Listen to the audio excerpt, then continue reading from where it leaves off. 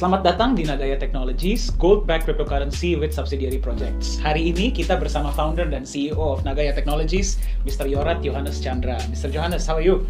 Terima kasih Dani, baik sekali. Oke, Mr. Johannes, kita mau tanya, apa sih sebenarnya yang melandaskan konsep Nagaya? Latar belakangnya apa sih? Oke, jadi kalau kita lihat ya, di tahun 2017 itu kan banyak sekali koin dan token-token yang bermunculan dengan klaim bahwa mereka akan menjadi the next Bitcoin. Right. Nah, tahun 2018 tuh mayoritas dari mereka itu akhirnya berguguran ya, baik yang disengaja maupun yang tidak disengaja. Sehingga kita itu mempelajari apa saja sih kekurangan dari koin-koin atau token-token yang sudah ada tersebut. Right. Nah, dari kekurangan yang ada ini kita coba untuk membuat konsep mata uang kripto, ya kan, yang bisa dipegang untuk waktu yang lama, relatif lebih stabil, dan kecenderungannya naik harganya dari waktu ke waktu. Oke. Sehingga kita menciptakan sebuah mata uang kripto yang di-backup oleh emas real, emas murni, dan juga ditunjang oleh proyek-proyek yang juga real. Oke, interesting. Nah, Nagaya itu kan di-backup oleh emas nih. Ya. Kalau boleh tahu, kenapa sih harus... Oke, sebelum kita masuk ke kenapa emas, kenapa harus ada backup? Oke, kita kan tahu ya dalam dunia usaha, bisnis, investasi, itu kita kenal pasti ada namanya keuntungan dan kerugian. Betul. Ya, nggak mungkin ada bisnis, usaha, investasi yang selalu pasti untung. Kalau Pak Dani ada, tolong kasih tahu kita juga mau. Mungkin Ya. kalau bagi para penonton yang ada, mungkin juga boleh kasih tahu kita. Boleh kasih tahu kita ya. Tapi berhubung ya kita tahu ya, pasti di mana ada profit, keuntungan, di situ juga pasti ada resiko. Betul. Oke. Nah, kebanyakan orang tuh, semua orang pasti seneng dan bisa tuh nerima yang namanya keuntungan. Tapi bagaimana dengan kerugian? Betul. Ya. Kalau sampai kerugian ini sampai terjadi dengan mereka, kadang-kadang ya kita mau nggak mau ya, tapi kita akan berusaha supaya kerugian itu jangan sampai maksimal, jangan sampai seluruhnya. Ya, kalau bisa kita minimalisir. Ya. Nah, kalau kita melihat dari data-data dari coinmarketcap.com yang ada, lebih dari 90% koin token yang beredar sampai saat ini itu rata-rata kehilangan nilainya. Bahkan ada yang sampai nggak ada nilainya lagi.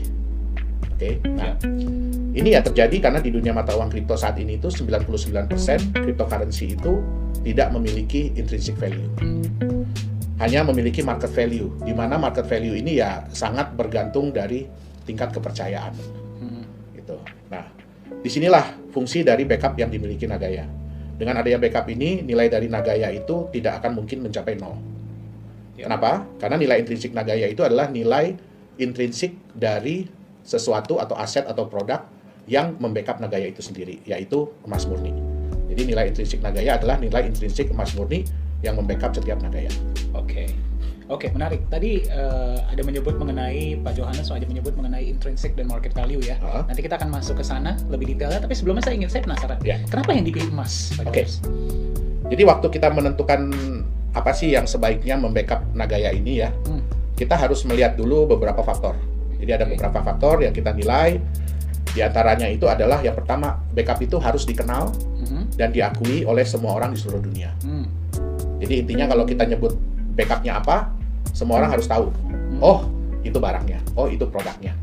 Itu dia. Nah, yang kedua, harus terbukti telah digunakan selama puluhan, bahkan mungkin kalau bisa ratusan atau ribuan tahun sebagai alat yang pelindung nilai. Ya, jadi harus sudah terbukti. Oke, itu yang lebih baik. Semakin lama telah digunakan sebagai alat pelindung nilai, artinya dia sudah terbukti. Oke. Terus tingkat likuiditasnya harus tinggi dan global. Maksudnya apa? Dia mudah ditukarkan untuk aset lain. Contoh, misalkan kalau dalam kehidupan kita sehari-hari kan kita pasti butuh uang fiat ya. Nggak mungkin kita bisa bilang bahwa oh, kripto ini kita bisa pakai di seluruh dunia. Sampai saat ini belum ada cryptocurrency yang benar-benar diterima sebagai alat pembayaran di seluruh dunia. Bahkan Bitcoin sekalipun. Ya, jadi kita butuh yang tingkat likuiditasnya tinggi dan harus global. Jadi jangan cuma di Indonesia, cuma di Singapura, cuma di Korea, cuma di Amerika gitu. Nggak bisa, kita harus di global. Nah, backup ini pun harus bisa diklaim. Harus bisa diklaim dengan mudah dan dalam jumlah yang beragam. Gitu. Jadi, kalaupun ada backup tapi tidak bisa diklaim, ya itu juga sebenarnya percuma. Betul. Oke. Tapi yang lebih penting, backup ini bukan hanya klaim semata ya. Jadi bukan cuma kita bilang bahwa kita ini di backup. Gitu. tapi cuma klaim aja. Tetapi backup ini pun harus bisa diverifikasi. Artinya harus transparan dalam soal jumlah, terus di mana backupnya berada, dan harus bisa dilakukan independent audit. Oke. Ya. Jadi transparansi itu sangat penting ya, Pak Johannes ya. Betul. Oke. Nah, berarti untuk Nagaya sendiri sebelum dijual kepada publik, berarti emasnya sudah ada dong? Oh, belum. Kita belum ada? Belum. Oke. Karena gini, konsep kita ini kita bukan jualan emas. Ya, kita bukan jualan emas. Tetapi kita menyediakan mata uang kripto yang di-backup oleh emas. Nah, dari dana hasil penjualan Nagaya, itu tidak semuanya kita gunakan untuk proyek atau bisnis kita. Oke. Sebagian besar, persentase yang terbesar itu kita gunakan untuk membeli, untuk cadangan ya. Nah, untuk backup. Ya. Nah, kita akan gunakan untuk membeli emas murni. Dan emas ini akan kita simpan di sebuah tempat penyimpanan khusus emas, perak, platinum, titanium yang berada di negara Singapura. Oh, jadi emasnya disimpan di Singapura ya, Pak Johannes? Oke. Kenapa di Singapura, Pak Johannes, kalau boleh tahu? Ada alasan tertentu kah? Nah, Nagaya ini kan sebenarnya adalah proof of ownership ya. Jadi bukti kepemilikan dalam bentuk digital. Nah, bukti kepemilikan apa? Dia ini adalah bukti kepemilikan sejumlah emas yang ada di dalam tempat penyimpanan tadi, tempat penyimpanan di Singapura tadi. Artinya setiap Nagaya itu secara nyata di-backup oleh sejumlah gram emas. Kalau nantinya ada yang membuktikan bahwa dia adalah pemilik sejumlah Nagaya, berarti dia berhak atas sejumlah emas di dalam tempat penyimpanan tersebut. Oke. Contoh, kalau mungkin Pak Dhani, kalau kita nanti ya udah dinyatakan bahwa setiap Nagaya itu sudah di-backup oleh 0,1 gram emas murni, Pak Dhani bisa menunjukkan ke kita bahwa, oh, saya punya 100.000 Nagaya. Artinya tinggal 100.000 dikali 0,1 gram. Artinya Pak Dhani itu berhak atas 10.000 gram atau 10 kilogram emas murni. Nah, emas yang membackup setiap Nagaya inilah yang menjadikan Nagaya memiliki intrinsic value, yaitu nilai emasnya itu sendiri. Nah, untuk menunjang tingkat kepercayaan, ya kalau kita bilang bahwa kita simpan di sebuah tempat, tapi kalau tempat itu orang nggak ada yang kenal, orang nggak ada yang tahu, apakah itu bisa dipercaya? Nggak bisa. Nggak gampang. Nggak gampang. Nah, akhirnya kita membutuhkan sebuah tempat yang bukan hanya bisa menjamin keamanan emas Nagaya tersebut, tetapi tempat itu juga harus berada di negara yang dikenal secara global dan memiliki reputasi yang baik. Nah, kenapa kita pilih Singapura? Karena banyak perusahaan, institusi finansial, bahkan perbankan yang menyimpan cadangan emasnya di Singapura. Termasuk di tempat yang sama dengan yang Nagaya gunakan. Nah, ini penting. Ini penting karena Nagaya ini adalah mata uang kripto yang kita harapkan bisa diterima secara global di seluruh dunia. Artinya, semua orang kita mau merasa aman, merasa nyaman, tahu bahwa emas Nagaya itu benar-benar disimpan di sebuah tempat yang bisa dipercaya. Oke. Berarti kepercayaan itu sangat dijaga oleh Nagaya. Betul. Ya. Oke, itulah kenapa disimpannya di Singapura. Karena memang banyak orang yang sudah mengetahui seluruh dunia bahkan bahwa Singapura itu adalah tempat yang sangat aman untuk menyimpan. Dan kan banyak yang bilang bahwa Singapura itu adalah Swiss-nya Asia. Betul. Swiss-nya Asia. Oke, jadi itulah mengapa gold dari Nagaya disimpan di Singapura. Betul. Oke. Tapi kan nggak semua orang bisa datang ke Singapura untuk misalnya setiap berapa bulan sekali ngecek emasnya. Nah, itu gimana tuh? Oke. Itu sebenarnya salah satu alasan kita memilih The Safe House Singapura sebagai tempat penyimpanan emas dari Nagaya. Di Singapura itu sebenarnya banyak tempat penyimpanan barang berharga. Tetapi kenapa kita pilih The Safe House? Karena The Safe House ini memiliki SOP, jadi prosedur operasi yang dapat menunjang prinsip transparansi yang mau kita jalankan di Nagaya. Nah, kalau kita ingin menyimpan emas di The Safe House ini, itu berbeda dengan di bank. Kalau di bank, Pak Dhani pergi ke bank, mungkin Pak Dhani punya kotak penyimpanan di sana ya, punya safe deposit box. Begitu Pak Dhani datang, Pak Dhani bilang sama petugas banknya, oh saya mau simpan sesuatu, atau saya mau akses safe deposit box saya ini. Nah, biasanya kan setelah petugas banknya buka, dia akan keluar. Karena dia tidak boleh tahu sebenarnya apa yang Pak Dhani simpan, apa yang Pak Dhani masukin atau keluarin. Nah, ini sangat berbeda dengan The Safe House.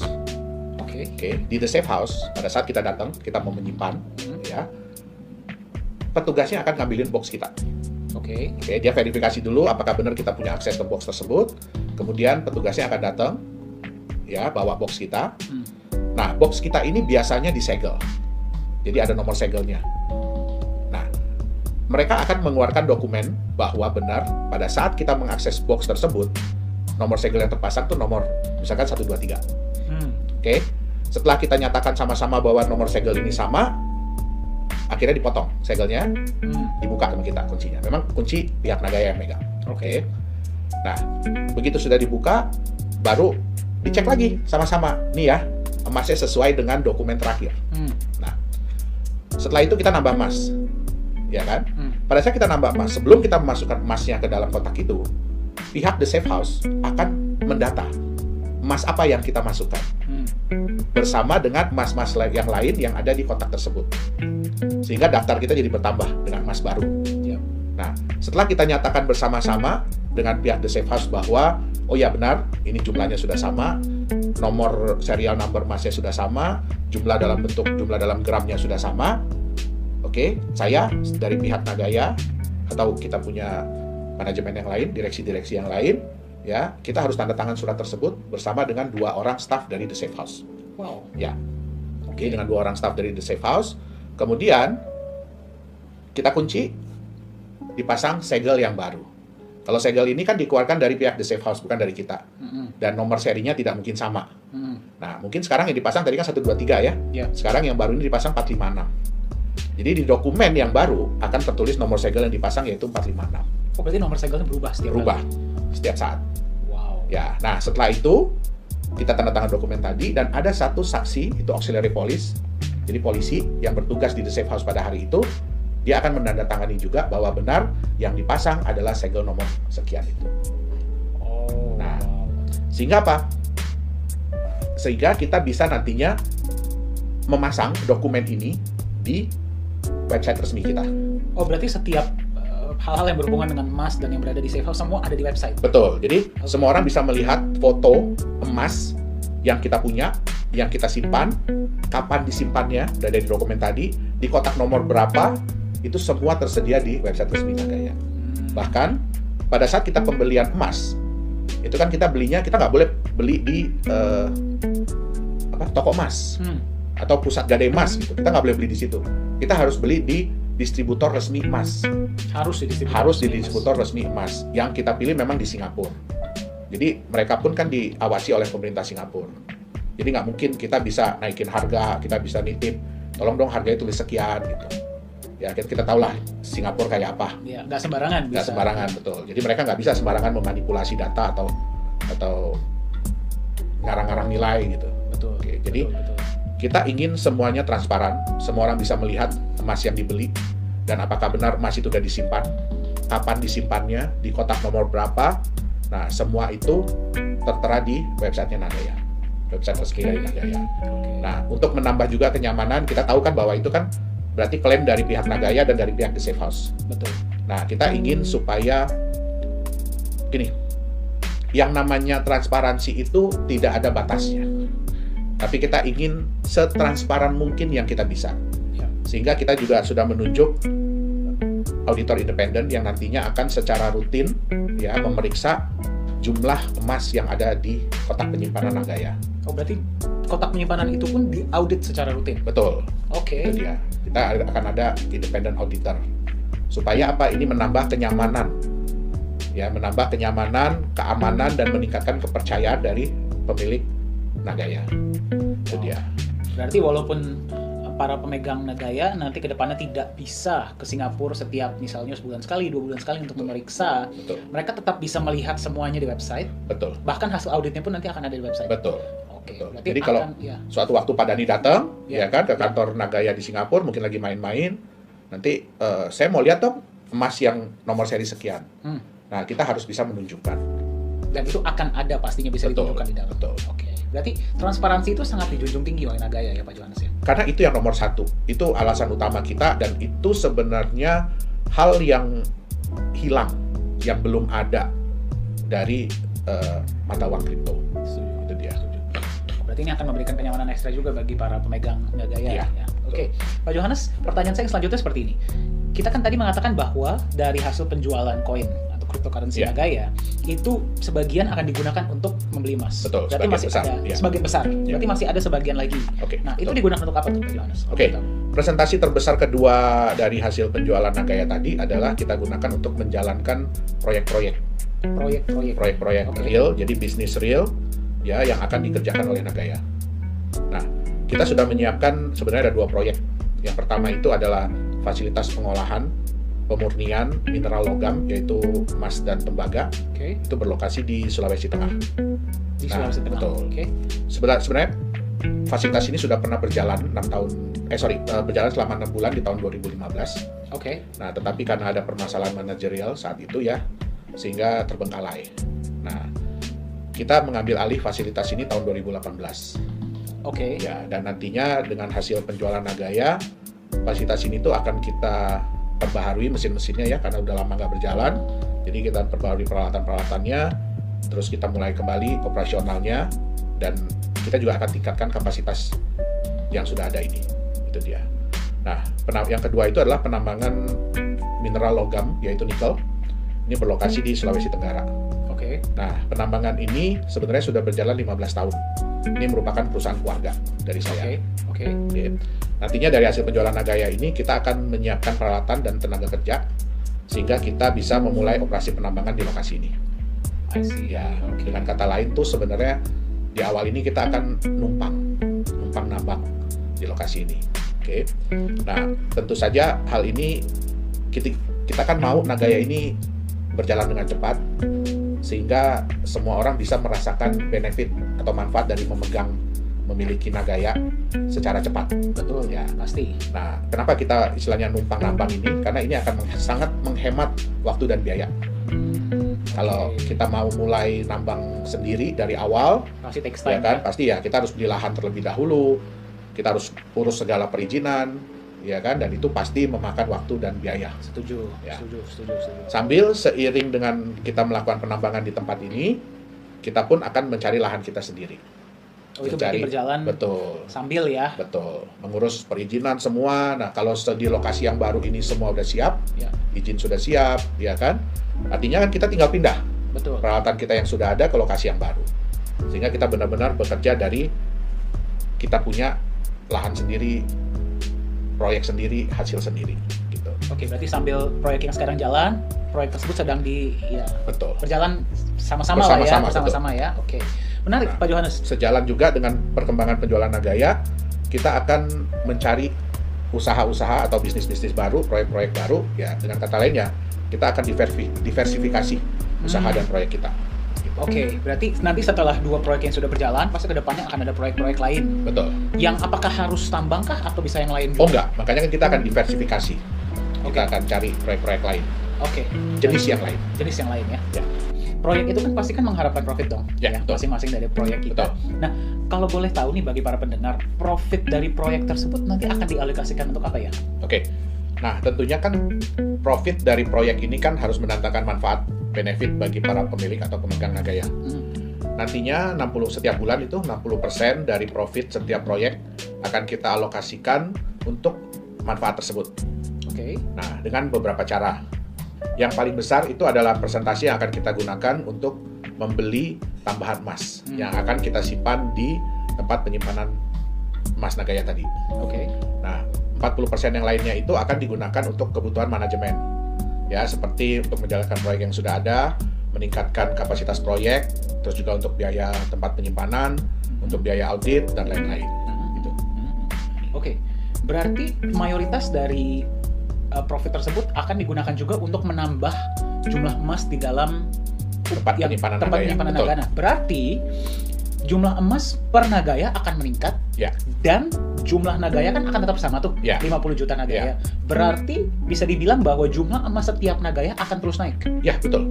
Betul sekali. Jadi karena kita memiliki kemampuan untuk menambah jumlah cadangan emas, sedangkan jumlah Nagayanya tetap hanya 50 juta, ya artinya untuk nantinya tuh untuk setiap Nagaya mereka akan punya kenaikan jumlah emas yang di backup. Ya. Nah, dengan konsep seperti ini kita tuh bisa memberikan nilai tambah bagi para pemegang atau pemilik Nagaya. Yang pertama yaitu dengan meningkatnya jumlah emas yang membackup setiap Nagaya, artinya kan nilai intrinsik Nagaya itu bisa terus meningkat atau naik.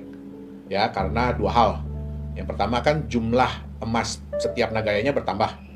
Terus yang kedua, kenaikan harga emas dunia. Seperti yang kita lihat kemarin, harga emas kan melonjak cukup tinggi ya. Nah, dengan kenaikan nilai intrinsik ini, artinya sejalan dengan waktu, kita bisa menurunkan tingkat resiko dari pemilik atau pemegang Nagaya. Nah, benefit yang kedua yang lebih menarik lagi adalah dengan penambahan emas setiap Nagaya ini, tentu saja membuat pemilik pemegang yang sudah ada kan lebih berat ya, lebih sayang untuk jual Nagayanya kan. Betul. Ya, karena mereka lihat kan Nagaya mereka, jumlah emas setiap Nagayanya terus bertambah. Betul. Nah, sedangkan bagi yang belum punya, kalau mereka tahu konsep Nagaya ini, tentu kan mereka jadi ingin punya nih. Nah, tapi kan Nagaya ini terbatas. Artinya apa? Kedepannya, mereka harus mendapatkan Nagaya ini dari pemilik atau pemegang yang sudah ada. Betul. Nah, disinilah tercipta market value yang kita prediksi akan stabil dengan kecenderungan itu meningkat. Itu dia. Wow, berarti ini bagi para pendengar ya, berarti nilai intrinsik Nagaya ini akan naik dengan meningkatnya jumlah emas. Betul. Dan juga nilai marketnya akan naik karena jumlahnya terbatas ya. Betul. Wow. Karena permintaan kan pasti akan meningkat kalau orang sudah melihat konsep dari Nagaya ini kan, pertambahan jumlah emas untuk setiap Nagayanya. Betul. Ya. Dan itu akan terjadi secara otomatis ya bagi para pemegang. Betul. Wow. Oke. Nah, kan sering kita dengar ya, Pak Johannes ya, bahwa dalam waktu 5 tahun, Nagaya itu akan setelah terjual, diprediksi, betul. Ya, setelah terjual habis, nilainya bisa mencapai 100 kali lipat atau $100 per Nagaya. Betul. Nah, itu gimana caranya sih Pak Johannes? Bisa diilustrasikan nggak? Ya, oke. Jadi kan kita kembali lagi ya, sebenarnya untuk menciptakan nilai market, yang selalu meningkat, itu ada 3 hal yang harus dicapai oleh sebuah produk atau aset. Apa yang pertama, produk itu harus terbatas jumlahnya, limited edition. Kalau kita lihat kan semua produk yang limited edition itu kan biasanya harganya lumayan tinggi ya. Betul. Nah, dan kecenderungannya itu selalu meningkat karena semakin barang itu semakin sulit didapat, berarti harganya pun akan semakin meningkat. Betul. Yang kedua, kita harus bisa meredam supply di market. Artinya apa? Kita harus membuat orang-orang yang sudah memiliki aset atau produk tersebut itu berat kalau mau menjual. Jadi biasanya menjual itu karena sudah terpaksa atau karena memang ada tawaran yang luar biasa bagus. Betul. Kalau nggak bakal dilepas ya. Betul. Nah, yang ketiga, apa yang membuat orang yang belum punya itu ingin memiliki? Dan semakin tinggi tingkat keinginan untuk memiliki itu, artinya kan orang itu akan semakin ingin memberikan harga penawaran yang paling bagus, yang tertinggi supaya mereka bisa dapat. Betul. Nah, jadi 3 hal itu yang harus dimiliki oleh sebuah aset atau produk kalau dia ingin harga marketnya meningkat. Nah, kalau boleh saya ilustrasikan ke Pak Dhani ya tentang harga market Nagaya ke depannya ini. Nah, itu kita harus ilustrasi dengan sebuah kotak. Oke. Sebuah kotak nih ya. Ini contohnya dengan kotak ini. Ya. Pakai kotak ini ya. Nah, kotak ini hanya ada 1000 unit di dunia, hanya ada 1000 kotak nih di dunia. Berarti terbatas ya. Terbatas. Pak Dhani ini kebetulan salah satu orang yang beruntung bisa membeli kotak ini seharga $100.000. Dan ini kotak terakhir yang Pak Dhani beli. Ini berarti kotak nomor 1000 ya. Nomor 1000 betul.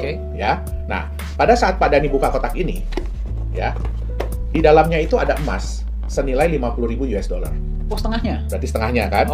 Ya. Nah, kalau Pak Dhani hanya bercerita ke teman bahwa Pak Dhani beli kotak ini $100.000, dan di dalamnya ada emas $50.000. Pasti teman-teman Pak Dhani akan bilang, wah, Pak Dhani ini kena bohong, kena tipu saya, ya kan? Tapi bagaimana kalau bulan depan Pak Dhani buka kotak ini dan Pak Dhani lihat bahwa nilai emas di dalamnya itu bukan cuma nilai ya, tapi jumlah emasnya itu sudah bertambah. Sehingga sekarang nilai emas di dalamnya itu jadi $55.000. Oh, naik sendiri? Naik sendiri. Oke. Nah, kemudian bulan depannya lagi naik lagi. Ya, jadi $58.000.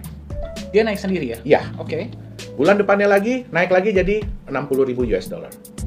Wow. Nah, kalau Pak Dhani menceritakan kotak ini kepada teman-teman, pasti mereka akan bilang hal yang berbeda kan. Pertama mereka bilang, oh Pak Dhani kena bohong, kena tipu. Pasti. Tapi setelah Pak Dhani cerita apa manfaat dari Pak Dhani punya kotak ini, ya mereka akan bilang apa? Wah, keren banget kotak. Keren kan kotaknya ya? Iya. Bisa naik sendiri emasnya. Betul. Kira-kira mereka ingin nggak punya kotak yang sama dengan Pak Dhani? Pasti mereka ingin punya kotak yang sama ya. Nah, terus kemudian mereka tanya dong ke Pak Dhani, waktu itu beli kotak ini berapa ya harganya ya Pak Dhani? Ketika beli 100.000 US dollar, betul? Ya, nah, betul. Kira-kira nih, kalau ada teman Pak Dhani yang menawar 100.000 US dollar untuk kotak ini, kira-kira Pak Dhani mau nggak jual ke dia? Enggak lah, sayang banget. Iya kan? Ya. Kenapa? Padahal kan di dalamnya tadi emasnya mungkin baru 60.000 US dollar. Tapi kan Pak Dhani melihat ada benefit atau nilai tambah dari kotak ini. Betul nggak? Betul. Setiap bulannya emasnya bisa bertambah. Betul. Jadi yang dilihat adalah future potential ya. Potensi masa depan. Ya. Oke. Nah, mungkin nggak ada yang menawar 2 miliar? Mungkin aja. Mungkin. Kenapa? Karena dia melihat potensi masa depan. Itu yang pertama. Yang kedua, karena kotak ini udah nggak ada lagi yang jual. Perusahaan udah nggak jual lagi. Ya. Jadi mau tidak mau dia harus berusaha untuk menawar kotak ini dari Pak Dhani. Atau dari 999 orang lain yang punya kotak ini. Ya kan? Nah, mungkin nggak ada yang nawar 5 miliar? Mungkin aja. Mungkin. Nah, inilah yang disebut dengan market value. Market value itu berarti value yang diberikan oleh pasar. Oke. Jadi mereka mau menilai berapa. Bukan hanya berdasarkan intrinsic value yang ada, tetapi berdasarkan dari future. Oke, ya, dari potensi masa depan, betul. Nah, itu dia yang harus dilihat. Oke. Nah, anggap Pak Dhani misalkan sudah mau setuju ya, jual 5.000, mau jual 5 miliar. 5 miliar. Oke, sudah setuju mau jual 5 miliar. Terus Pak Dhani yang biasanya emas di dalam ini nambahnya mungkin hanya 5.000 dolar per bulan. Ya, sebelum Pak Dhani bilang iya kepada orang tersebut yang mau beli, pas Pak Dhani buka, pas dilihat, kok sekarang nambahnya 10.000 dolar ya? Sehari ini ya? Sebulan. Oke. Nah, biasanya kalau perusahaan menjalankan bisnis, menjalankan proyek, semakin lama biasanya profitnya semakin naik atau semakin turun? Semakin naik kan? Artinya kalau sekarang sudah bisa nambah 10.000 dolar per bulan nilai emasnya, kira-kira bulan depan bisa 10.000 lagi? Bisa aja lebih. Bisa aja lebih, betul. Nah, dengan begini, Pak Dhani jadi kepikiran lagi kan? Lepas nggak ya 5 miliar tadi? Iya, mau lepas jadi mikir-mikir ya. Jadi mikir-mikir kan? Betul. Kenapa? Betul. Kenapa? Karena kembali ke potensi masa depannya. Betul. Dan yang kedua, kalau Pak Dhani jual ini kepada orang itu dengan harga 5 miliar, kira-kira besok-besok bisa nggak Pak Dhani dapat kotak yang sama dengan harga 5 miliar? Kotak yang sama dengan harga 5 miliar. Ya, kan kotaknya udah dikasih ke orang. Nah, itu dia. Oke. Nah, kotak inilah Nagaya. Oh, berarti kotak ini merepresentasikan Nagaya. Nah, hebatnya lagi, kotak ini bisa dibelah-belah. Oke. Ya, kotak ini bisa dibelah-belah, ya kan? Jadi Pak Dhani bisa jual mungkin hanya sepotong kecil kepada temannya, ya berarti dengan jumlah emas yang prorata. Nah, itu dia. Dan kotak ini dalam bentuk digital. Jadi Pak Dhani nggak harus pegang kotak ini. Jadi kita nggak harus membawa kotak. Nggak harus membawa ini kemana-mana, karena sudah dalam bentuk digital dan sudah di dalam bentuk blockchain sehingga relatif lebih aman, tidak bisa dipalsukan dan bisa dibagi menjadi bagian-bagian yang kecil. Itu dia. Oke. Nah, dari sinilah bagaimana dalam waktu 5 tahun bisa mencapai value 100 dolar per Nagaya. Karena berdasarkan dari kenaikan emas tadi yang kita pasti akan usahakan untuk supaya tingkat kenaikannya selalu lebih tinggi setiap bulannya. Itu yang pertama. Oke. Nah, kemudian apakah emas ini nyata? Ya. Pak Dhani bisa ambil emas yang ada di dalam sini. Dalam kotak ini ya? Dalam kotak itu Pak Dhani bisa keluarkan dalam bentuk emas beneran. Tetapi kalau sudah dikeluarkan, berarti kotaknya hilang. Kalau emasnya dikeluarkan, kotaknya hilang? Iya, betul. Oke. Nah, itu dia. Itu ilustrasi bagaimana harga Nagaya bisa meningkat sampai kita harapkan ya, kita prediksi 100 US dollar dalam waktu 5 tahun setelah seluruh Nagaya terjual habis. Oke. Iya. Oke, jelas. Terima kasih Pak Johannes. Ya. Saya dapat kotak. Oke. Nah, tadi berarti kan kita sudah berbicara mengenai bagaimana Nagaya value-nya itu bisa mencapai 100 dolar. Ya. Per Nagaya dalam waktu yang kita harapkan dalam waktu 5 tahun. Iya. Itu dengan meningkatnya jumlah emas dan juga jumlah permintaan di market. Betul. Karena jumlahnya terbatas. Ya. Nah, tadi kan kita berbicara nih Pak Johannes mengenai kotak dan di dalamnya itu ada emasnya. Iya, betul. Ya. Dan kalau di situ emasnya bisa diambil. Ya. Kalau di Nagaya, emasnya bisa diambil nggak? Oke. Nah, karena emas yang kita simpan itu kan emas nyata, emas murni, ya LBMA grade, jadi LME grade, seperti kalau di Indonesia itu setara dengan emas Antam. Oke. Bukan emas digital dan bukan sertifikat emas. Ya. Sehingga emas tersebut bisa diklaim oleh pemilik atau pemegang Nagaya. Jadi bisa diklaim. Bisa diklaim, betul. Nah, mereka pemilik atau pemegang Nagaya yang ingin mengambil emasnya, mereka dapat mengajukan pengembalian Nagaya, kemudian mengirimkan Nagaya yang dikembalikan itu ke alamat atau address yang kita sudah tentukan, yaitu burn address. Dan setelah selesai diverifikasi, ya kita akan memberitahukan bahwa emasnya siap untuk diambil. Sejumlah dengan Nagaya yang dikembalikan dan berapa emas yang membackup setiap Nagaya pada saat pengembalian tersebut. Oke, nah Pak Johannes, kita memahami bahwa bagi para cryptocurrency ya dan juga bagi para pemegang, mereka selalu mengharapkan bahwa cryptocurrency ini cepat masuk exchanger nih. Ya. Nah, bagi Nagaya sendiri kapan akan masuk ke exchanger? Memang itu adalah tujuan goals yang ingin dicapai oleh semua mata uang kripto. Betul. Ya. Nah, tapi kita tidak mau gegabah. Ya, kita tidak mau gegabah, kita tidak mau asal-asalan untuk masuk di exchanger. Karena masuk di exchanger ini belum tentu menguntungkan bagi pemilik atau pemegang cryptocurrency tersebut. Oke. Banyak mata uang kripto yang setelah masuk di exchanger malah kehilangan nilainya, bahkan sampai tidak ada nilai sama sekali lagi. Nah, masuk ke dalam exchanger ini harus melihat kapan momen atau saat yang tepat supaya jangan sampai merugikan pemilik atau pemegang aset. Bagi developer atau bagi penerbit mata uang kripto, kita tidak akan pernah rugi. Tapi jangan sampai kita merugikan pemegang kriptonya sendiri. Oke. Nah, di Nagaya sesuai juga dengan aturan yang ada, ya. Kita akan masuk di exchanger setelah penjualan tahap kedua atau 11 juta Nagaya itu terjual. Berarti sudah ada track record dulu, betul. Sudah mendapatkan customer base dulu, betul. Baru masuk. Sudah proyek sudah ada yang berjalan, profit sudah mulai masuk. Nah, itu dia. Oke, berarti sudah melewati tahap 2, kemudian baru tahap selanjutnya tahap kedua, ya kita akan masuk ke exchanger. Oke, berarti menunggu waktu yang tepat ya. Betul. Jadi kita nggak mau asal-asalan untuk masuk ke exchanger. Baik. Ya. Oke. Nah, ini pertanyaan yang agak menarik, Pak Johannes. Ya. Kalau misalnya kita melihat banyak cryptocurrency di luar sana.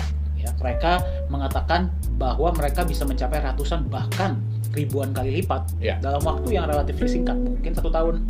Ya. Tapi Nagaya kok konservatif sekali ya, maksudnya $100 itu dalam waktu 5 tahun lagi. Itu kenapa ya? Nah, yang pertama harus dilihat adalah apakah harga yang diprediksi oleh mata uang kripto yang lain tersebut itu benar-benar harga market murni atau harga yang memang di-setup oleh perusahaan. Ya, itu yang pertama, oleh developer. Yang kedua, ya dalam dunia investasi orang itu biasanya cuma mengenal profit besar atau kecil, ya resiko besar atau kecil. Padahal ada faktor yang ketiga, yaitu waktu. Cepat, dapatnya cepat atau lama. Nah, semua orang tuh pasti inginnya kan profit yang besar, resiko yang kecil. Terus maunya cepat dapatnya kan ya? Betul. Nah, tapi sudah terbukti ya, kita sudah bisa buktikan dari berbagai macam developer, dari berbagai macam sistem bahwa konsep yang seperti ini itu nggak pernah bertahan lama. Sehingga yang masuknya belakangan, yang ikutnya belakangan, itu biasanya pasti menderita kerugian, bahkan bisa sampai total. Nah, jadi yang tadinya berharap profit besar waktu cepat, ternyata resikonya pun terbukti besar. Oke. Kita hanya bisa mendapatkan 2 hal baik dari 3 hal yang tersedia. Oke. Nah, yang paling penting adalah kita pelajari konsepnya. Apakah konsep kenaikan harganya ini masuk di akal? Apakah konsep bisnisnya masuk di akal? Kemudian apakah proyek atau bisnis yang dijalankan pun masuk di akal? Bitcoin aja itu butuh waktu bertahun-tahun untuk mendapatkan kepercayaan dari pasar. Betul. Dan terbukti sampai sekarang pun kepercayaannya masih naik dan turun. Setuju. Itu dia. Ya. Nah, yang ingin saya sampaikan adalah Nagaya ini adalah aset masa depan, bukan aset bulan depan. Itu dia. Ya. Berarti lebih ke kita meminimalisir resiko, ya, agar profit yang didapatkan bisa sesuai. Betul. Namun ya memang kita harus menunggu waktu yang sesuai juga. Betul. Ya makanya kenapa $100 dalam waktu 5 tahun. Betul. Agar bagi para calon pemegang maupun pemegang mereka bisa melihat dengan lebih masuk akal. Oh iya, make sense gitu ya. Betul. Karena kita pun menjalankan bisnis yang normal. Kita menjalankan normal bisnis kok. Pertambangan, smelter, dan bisnis-bisnis lain. Itu dia. Ya. Baik, Pak Johannes, aku kembali ke project ya. banyak banget perusahaan kripto di luar sana, kan banyak yang bermain di bisnis digital, menginvestasikannya ke bisnis digital. Contohnya, misalnya membuat exchanger kah, atau dalam mining cryptocurrency-nya itu sendiri. Kenapa Nagaya berputar di bisnis real dan bisnis fisik, kalau boleh tahu? Nah, yang pertama adalah kita itu ingin mengeliminasi persaingan. Karena bisnis digital pun kalau sudah terlalu banyak pemainnya, itu biasanya persaingan sudah tidak sehat. Ya. Yang kedua, kita lebih ingin menunjukkan bahwa sebenarnya mata uang kripto ini pun bisa menjalankan bisnis-bisnis yang real. Jadi nggak harus bisnis digital. Yang ketiga, lebih kepada untuk melindungi aset. Kenapa? Di bisnis digital, itu biasanya hampir tidak punya aset, bahkan sama sekali tidak punya aset. Kita bisa lihat bisnis-bisnis digital yang ada ya, bukan cuma di Indonesia, tapi hampir di seluruh dunia, rata-rata itu minim aset atau tidak punya aset. Nah, dengan kita memiliki bisnis real, artinya kita punya aset. Contoh, kalau kita menjalankan fasilitas yang pemurnian itu, artinya kita punya tanah, kita punya bangunan, kita punya mesin-mesin, ya kan? Sehingga aset-aset ini pun bisa dipakai untuk melindungi nilai dari Nagaya tadi. Ingat yang saya bilang bahwa semua orang bisa menerima keuntungan. Betul. Tapi sulit sekali kalau menerima kerugian. Nah, ini adalah salah satu strategi kita ya dalam meminimalisir kerugian. Ini risk management dari company. Gitu. Oke, berarti barrier to entry ya yang pertama, agar karena kalau di bisnis digital kita mengetahui kompetisinya juga nggak sembarangan. Betul. Ya, dengan lebih banyak kompetisi pastinya juga Betul. akan lebih sulit ya. Dan kedua, menunjukkan bahwa cryptocurrency ini juga bisa menjalankan bisnis real. Betul. Dan yang ketiga, melindungi aset. Betul. Oke. Ya. Nah, Pak Johannes, kenapa sih yang sangat dijunjung tinggi oleh Nagaya itu transparansi? Kenapa itu sangat penting bagi Nagaya? Oke. Sebenarnya bukan hanya di Nagaya ya, transparansi itu penting, tapi sebenarnya di semua mata uang kripto itu penting. Faktor kepercayaan dan kenyamanan pemilik atau pemegang mata uang kripto itu sangat penting dalam menjaga kestabilan dan kenaikan harga. Semakin tinggi kepercayaan dan kenyamanan itu, maka mereka akan semakin berat, semakin sulit, semakin sayang untuk menjual mata uang kriptonya. Dan semakin tinggi kepercayaan dan keamanan itu membuat yang belum punya akan berusaha untuk memiliki. Oke. Nah, sehingga dengan terciptanya market dan supply, dengan supply yang terbatas dan permintaan yang tinggi, inilah yang dibutuhkan agar harga market itu bisa naik. Ya. Nah, yang kedua, semua orang bisa membuat klaim bahwa mata uang kripto mereka di-backup oleh aset. Contohnya emas. Ya, bahwa mereka sudah nyimpen 1 ton emas di Singapura, padahal nggak ada yang pernah lihat. Bahwa mereka punya proyek-proyek tambang, tapi nggak ada yang bisa memverifikasi. Nah, kalau semua ini tadi tidak transparan, semua klaim-klaim ini tidak transparan, tidak bisa diverifikasi kebenarannya, tidak bisa ditunjukkan, tidak bisa diaudit secara independen, maka hal ini percuma, tidak akan berguna. Nah, suatu waktu orang akan menemukan ya bahwa hal-hal ini itu sebenarnya tidak ada. Yang terjadi adalah kepercayaan akan hilang. Betul. Kalau kepercayaan akan hilang, otomatis harga akan hilang. Itu dia. Oke, berarti transparansi itu saya setuju. Transparansi itu tidak hanya penting untuk Nagaya, tapi juga sebenarnya untuk semua cryptocurrency mata uang lainnya. kripto, betul. Pak Johannes, untuk Nagaya sendiri, rencananya ke depannya seperti apa sih? Oke, yang pasti orang juga banyak bertanya ya, roadmap kita kok berbeda dengan kripto-kripto lain, dengan developer kripto-kripto lain, yang biasanya berdasarkan dari waktu. Ya. Nah, sebenarnya dalam dunia bisnis itu nggak bisa juga seperti itu, roadmap yang seperti itu. Itu kalau kondisinya ideal, artinya penjualannya bisa dicapai dalam waktu yang memang benar-benar segitu, ya sehingga semua bisa dijalankan. Nah, kalau roadmap di Nagaya itu lebih kepada sudah berapa banyak Nagaya yang terjual. Ya. Rencana kita adalah pada saat kita sudah menjual 3 juta Nagaya, kita akan memulai proyek nikel kita, proyek pertambangan nikel kita. Setelah terjual 3 juta? Setelah terjual 3 juta Nagaya. Nah, kita sudah bisa mulai persiapan, sudah bisa mulai untuk menambang. Memang dalam skala yang kecil, belum skala yang besar. Target kita adalah kita bisa menambang sampai 50.000 ton per bulan. Nah, itu memang sejalan dengan waktu, pasti kita akan tambah kapasitas. Tapi di 3 juta itu, 3 juta Nagaya terjual, kita sudah bisa mulai sebenarnya persiapan. Dan dari mulai persiapan itu, sebenarnya kita harapkan dalam waktu 6 bulan, kita sudah bisa melihat profit. Dalam waktu 6 bulan? Dalam waktu 6 bulan kita bisa melihat profit. tentu saja kita pasti akan berusaha secepat mungkin. Ya. Tapi let's say 6 bulan. Kemudian setelah terjual 11 juta Nagaya, kita juga akan memulai untuk persiapan kita punya fasilitas pemurnian, fasilitas pengolahan dan pemurnian emas dan tembaga tadi. Ya, kita akan mulai perbaikan mesin-mesin, kita akan mulai operasional, dan itu kita harapkan sampai 16 juta Nagaya terjual, kita sudah bisa meningkatkan kapasitas. Nah, untuk hasil pun kita harapkan dalam waktu sekitar 6 bulan sudah bisa kita lihat. Oh, itu pun setelah 6 bulan sudah bisa terlihat. Ini nah, setelah 11 juta ya Pak Johannes? Setelah 11 juta Nagaya terjual. Nah, dan setelah 11 juta Nagaya terjual pun kita akan mulai masuk ke exchanger. Ya. Jadi semua orang, proyek kita sudah berjalan sehingga emas sudah mulai bisa bertambah, sehingga market-market yang belum memiliki Nagaya begitu mereka melihat bahwa oh ini emasnya benar-benar bertambah, sehingga bisa pada saat kita masuk ke exchanger itu harga marketnya sudah bisa meningkat. Gitu. Oke, berarti itu cukup komprehensif ya Pak Johannes ya. Nanti planning ke depannya. Oke, nah bagi setiap mata uang kripto, pasti impiannya atau harapannya ke depannya itu ingin bisa digunakan sebagai alat pembayaran. Ya Pak Johannes ya. Bagi Nagaya sendiri, apakah itu juga menjadi harapan atau bagaimana? Oh ya, tentu saja. Tentu saja itu menjadi impian ya, impian semua developer mata uang kripto. Tapi yang kita harus ingat adalah jangan lupa bahwa semua itu butuh waktu. Jadi nggak bisa secepat itu. Banyak mata uang kripto lain yang bilang bahwa oh mereka sudah bisa dipakai sebagai alat pembayaran. Ternyata alat pembayaran internal. Artinya apa? Yang produk-produk mereka sendiri, jasa-jasa mereka sendiri, sehingga bisa dipakai di dalam lingkungan mereka sendiri.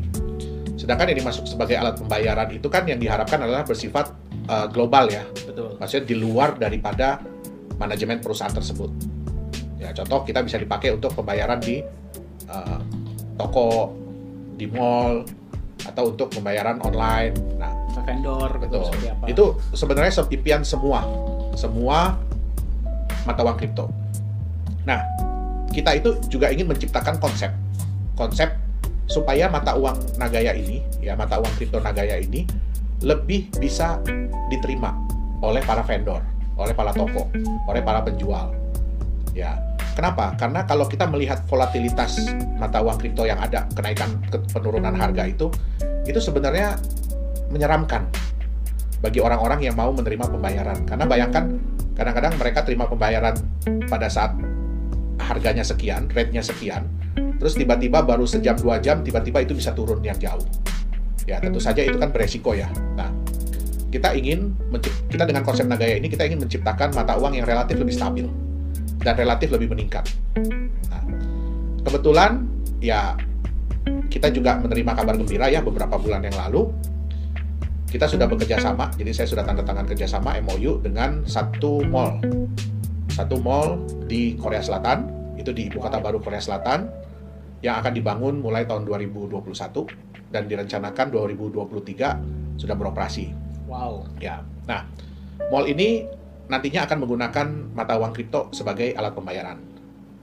Dan kita berhasil dipilih. Jadi Nagaya ini berhasil dipilih, nantinya akan difungsikan sebagai alat pembayaran di seluruh mall tersebut. Wow. Ya. Nah, mall ini sebenarnya nanti ada 5 blok. Jadi yang pertama akan pakai kita adalah blok nomor 4. Ini lebih ke temanya adalah entertainment. Ya, jadi mall ini lebih temanya ke entertainment, dan nantinya Nagaya bisa dipakai untuk bertransaksi di sana. Ya. Nah, nantinya jadi ini adalah pilot project ya, project percontohan. Setelah berhasil itu akan dikembangkan ke 4 blok yang lain ya. Jadi total 5 blok. Nah, nanti seiring dengan waktu mungkin bisa diuji coba lagi ke mall-mall berikutnya. Tuh. Kenapa mereka memilih Nagaya? Karena setelah mereka survei, Nagaya ini yang bisa lebih memberikan rasa nyaman dan aman, terutama bagi yang menerima pembayaran. Betul. Kalau bagi yang bayar tuh nggak masalah, tapi bagaimana dengan yang menerima pembayaran? Itu dia. Karena volatilitas kripto tadi ya. Betul. Wow, berarti kita bisa melihat Nagaya digunakan sebagai alat pembayaran di mall di Korea ya, Korea Selatan, ya, pada tahun 2023. Ya. Wow. Semoga itu menjadi benchmark bagi mall-mall dan vendor-vendor lainnya untuk bisa menerima Nagaya sebagai alat pembayaran. Ya. Wow. Jadi memang ya semua itu butuh waktu. Dan semua itu butuh kepercayaan. Nah, itulah nilai pentingnya ya, kenapa kita harus menerapkan transparansi. Itu dia. Setuju. Nah, tadi kan kita sudah berbicara cukup panjang ya Pak Johannes ya mengenai Nagaya. Bagi para pemilik atau calon pemilik Nagaya, ada kesan dan pesan nggak Pak Johannes? Oke. Jadi sebenarnya adalah kita di sini Nagaya itu ingin mengedukasi. Kita tuh ingin mengedukasi teman-teman semuanya ya, terutama yang selama ini mungkin udah merasakan jatuh di dunia mata uang kripto. Mata uang kripto ini sebenarnya adalah sesuatu yang luar biasa, yang bagus. Konsep daripada blockchain ini adalah sesuatu yang luar biasa, sesuatu yang bagus. Tetapi karena banyak disalahgunakan, itu dia. Nah, banyak juga teman-teman yang bertanya kepada saya, sekarang ini kan orang udah pada mulai udah pada mulai negatif, ya, udah pada mulai negatif thinking terhadap cryptocurrency. Nah, kenapa kok Nagaya tetap mau hadir? Nah, disinilah fungsinya kita. Kita ingin memberikan sesuatu yang berbeda. Kita ingin memberikan suatu pengajaran bahwa ini bisnis. Walaupun bentuknya digital, tapi ini bisnis. Nah, bisnis itu harus masuk di akal. Bisnis itu harus transparan. Ya, bisnis itu harus accountable. Sehingga bisnis itu bisa berlangsung dalam jangka waktu yang panjang. Nah, dan yang harus diingat adalah bahwa setiap bisnis itu harus punya manajemen resiko. Kita nggak bisa bilang bahwa bisnis kita itu yang terbaik, bisnis kita itu tidak ada resiko. Nggak, semua bisnis ada resiko. Karena saya udah ngejalanin bisnis udah puluhan tahun. Up and down pasti ada. Tapi di sini kita ingin memberikan bukan hanya ingin berjualan Nagaya, tapi kita ingin memberikan satu solusi bagi teman-teman ya. Yang pertama untuk belajar mengenai bagaimana cara memilih mata uang kripto yang tepat. Ya, bukan hanya untuk jangka pendek, tapi lebih kepada jangka panjang. Itu dia. Oke, berarti lebih cerdas lah memilih investasi dan lebih hati-hati ya mungkin. Betul. Ya. Jika konsepnya masuk akal, baru silahkan investasi. Oke, terima kasih banyak Pak Johannes, kita belajar banyak ya. Demikianlah bincang-bincang bersama CEO dan founder dari Nagaya Technologies, Mr. Yorat Johannes Chandra. Semoga dapat memberikan wawasan